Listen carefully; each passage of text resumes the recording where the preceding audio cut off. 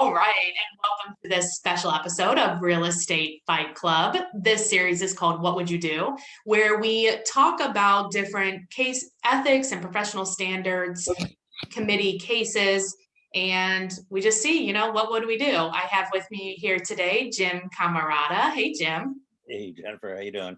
Nice to see you today. Yeah, likewise. And Jim is in Minnesota with Keller Williams. And we're going to talk today about love letters. Everybody's favorite topic. Yeah. Well, I know, we talked about doing this one just because Oregon was the first state to ban them. Yeah. And this was from Inman News. So hopefully everybody reads the publication. But it really was interesting.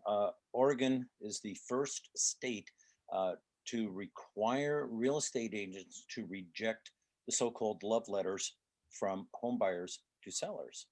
It's interesting because we've talked about this on the pod, like the Monday series podcast, like should the buyers provide a letter to the sellers? And we got a lot of differing opinions, but can you provide some clarity on why Oregon has banned them? Well, according to the article, these letters often paint a personal picture meant to tug at the heartstrings of the seller. Mm-hmm. And it's very effective. Right. However, critics say they can also reveal information about buyers that could be used to discriminate against them or others, Right. consciously or otherwise, in violation of the Fair Housing Act.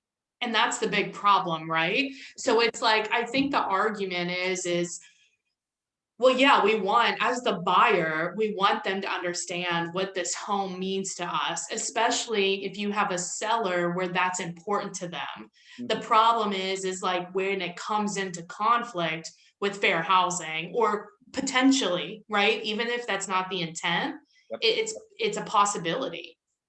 Well, NAR advises its members to only consider legitimate, non-discriminatory criteria when selling a home. Failing to do so could leave agents in a compromised position, according to the spokesman.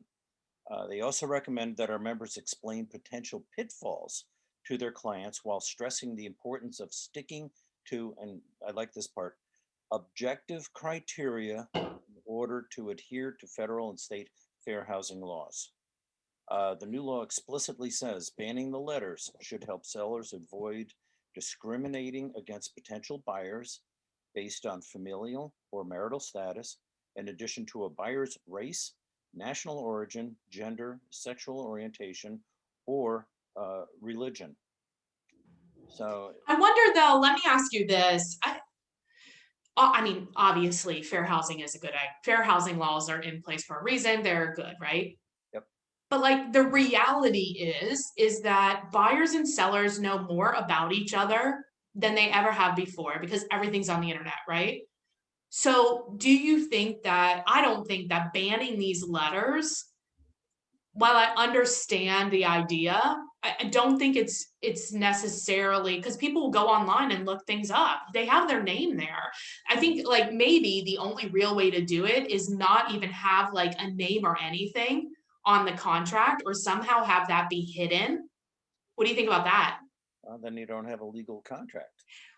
No, have it be hidden. So it's there, but like, because people, that is identifying information. Like if my name, people can look me up. Even at times, like some of the contracts, they have an address of where the person lives. And it's so easy to find out information about people.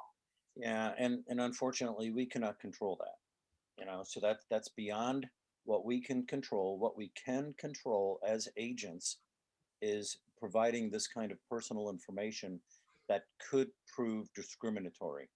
Yeah. So that's on us. We can't prohibit them from walking down the street and talking to each other. We can't, prevent them from talking over lunch, about Right. whatever. We can't control that. What we can control is what we provide back and forth in terms of the documents. And so they are suggesting just keep it to the relevant information about the purchase agreement and all the various addenda. No, that makes sense. Well, I want to talk I want to mention two of our partnerships for the podcast that we have. And then when we come back, I want to discuss what you've seen for fines when people violate fair housing. So for our partners, I want to mention, who should we talk about? Let's talk about Ghost Poster. So Ghost Poster is Monica Weekly's company, where she helps you figure out like what you're going to post on your social media. So if you go to ghostposter.com and enter in Fight Club, then you'll get 50, yeah, you get $50 off. And then the other one I want to mention is Real Support Solutions. So realsupportsolutions.com. And what they do is they take all the admin work off your table. So if you go there, enter promo code Fight Club, you'll receive $100 off or 3 hours of training. So that's a good deal. All right. So Jim, what are the violations that you have seen when, or what are the penalties that you've seen when people violate fair housing laws, when realtors do? Very fortunately, I have not seen them. Okay. I have not.